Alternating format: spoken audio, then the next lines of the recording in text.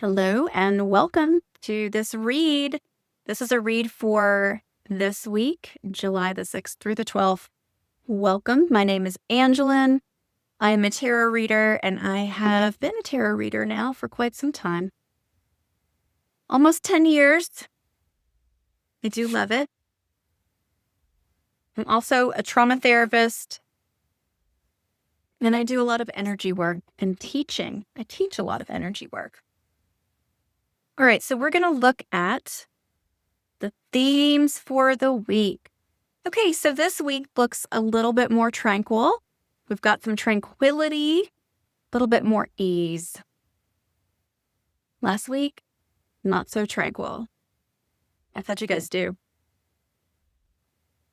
So, a little bit more peace. That's great. Okay, good. So, our overarching sort of feelings for the week, we've got the Queen of Wands.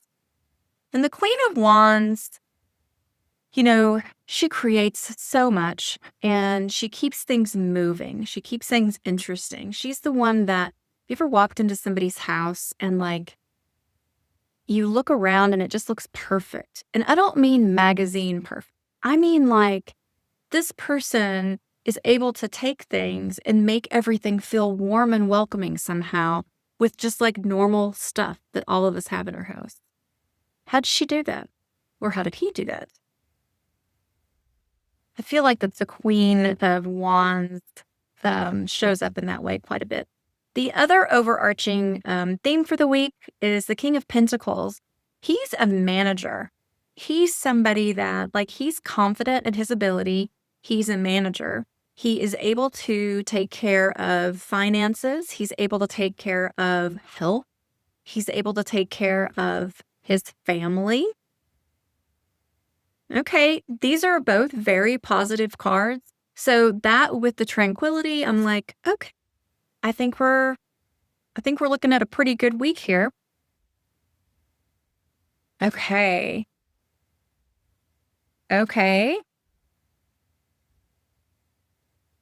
Well, these are all really great cards. They're all really big cards. Okay, so I just want to be really clear about that because we have a king and queen that we already went over, and then I just drew another king and queen, and then we've got two that are in the major arcana.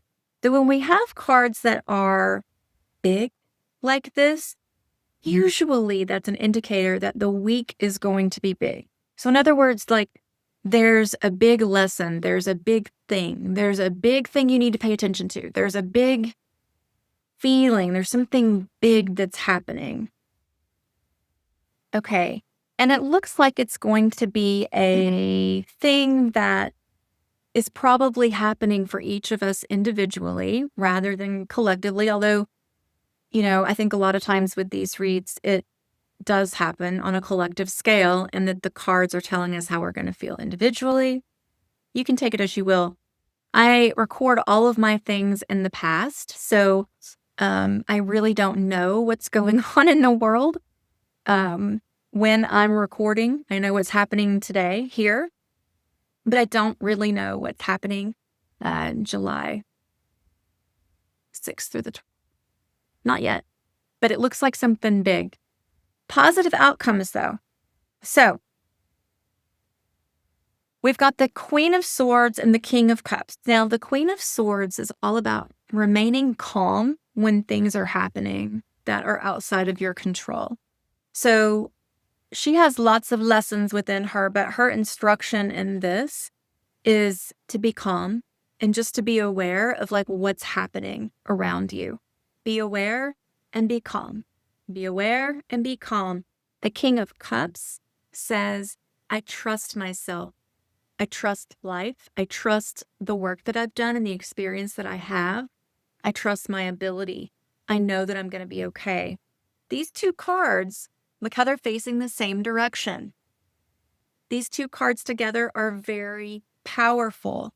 They're saying, I am okay. I've learned what I needed to learn. I'm good. I am okay, and I trust that I'm going to be okay. Now, the overarching themes We had warmth and the health and an ability to manage. So we already know that no matter what, we have the ability to manage what's going to happen, whatever this week is.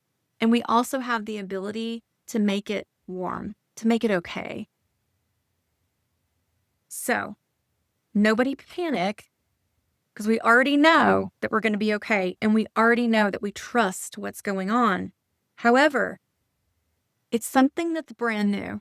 Whatever it is that's happening, it's something that's brand new. It's something that none of us have experienced before. There's a feeling of excitement, of like, I don't know what to expect. I don't know how to move forward, but I'm just going to go. So there is a very clear marker in the Fool, the card that's the Fool, of, you know, because I trust myself, because I've done the work that I've done, I'm able to move forward and fully trust that where I'm going is where I need to go. That's good. That's positive. And lastly, the Temperance card. The Temperance card tells us we don't stop until we figure out the right balance. There's no sense in moving forward unless I know that I'm doing this in the way that works for me.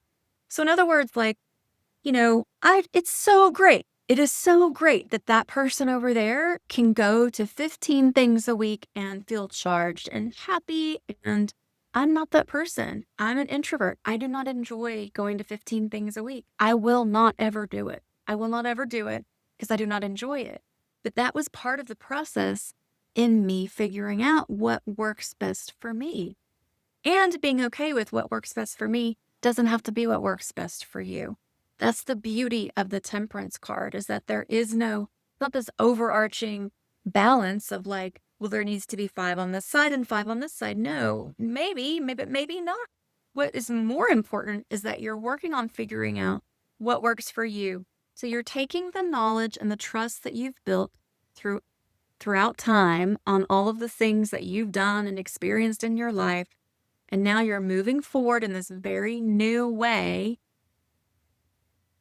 And we're being instructed to make sure that we find the balance that we need that's going to work.